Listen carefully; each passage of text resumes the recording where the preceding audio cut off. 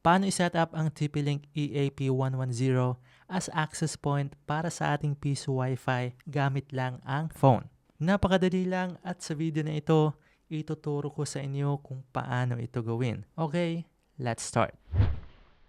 Para i-set up ang EAP110 as access point, ay kailangan natin ng dalawang Ethernet cable. Ang unang Ethernet cable ay isasaksak natin dito sa PoE port. Pagkatapos ang kabilang dulo ay doon naman sa antenna.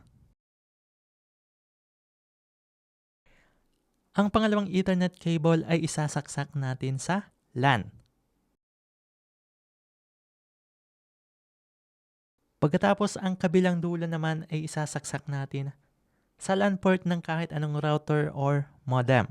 Bakit nga ba kailangan nating isaksak sa LAN port ng router? Kapag hindi mo kasi yan isasaksak sa router, hindi ka makakakonect sa Wi-Fi ni EAP110 dahil by default naka-AP mode siya. Ang naka-AP mode na Wi-Fi ay hindi nakapagbibigay ng IP address sa ating phone. So need natin siya i-connect sa router dahil ang router ay may DHCP server so that maka-obtain ng IP address yung phone natin. Pagkatapos niyan ay isasaksak na natin ang AP sa power source.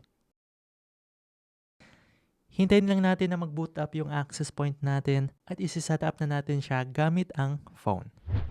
Ang unang step na gagawin natin ay kailangan nating mag-connect sa Wi-Fi ng EAP110. Ito yung default Wi-Fi name niya, TP-Link 2.4 GHz. So i-click lang natin yan para mag-connect. Kapag connected na, ay kailangan na nating mag-open ng kahit anong browser. Ang gagamitin ko ay Google Chrome, pero depende yan sa'yo kung anong browser ang gagamitin mo.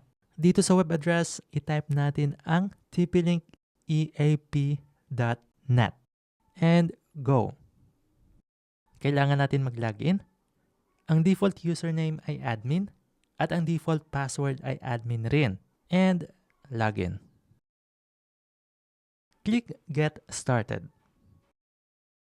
Dito ipapachange sa atin yung admin username at password. So ang username ay hindi ko lang iibahin, admin pa rin. Yung password lang ang iibahin ko. So, i-type lang dito ang password. At pagkatapos, i-type ulit. Pagkatapos niyan, next lang. Dito sa operation mode, AP mode lang dapat yan. Next lang. Sa SSID, hindi mo na tayo maglalagay. Skip lang yan. Pagkatapos, next ulit. And click I have connected to SSID. Dito papalitan na natin ang Wi-Fi name or SSID ng ating access point. Pumunta lang tayo sa wireless.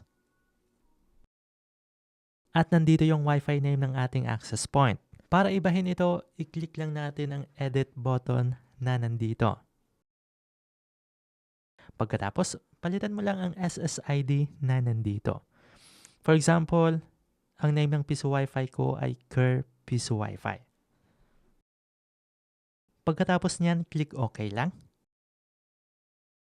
Pagkatapos niyan ay automatic na magdi-disconnect tayo sa Wi-Fi dahil mag-iiba na yung SSID. So, scan lang natin ulit.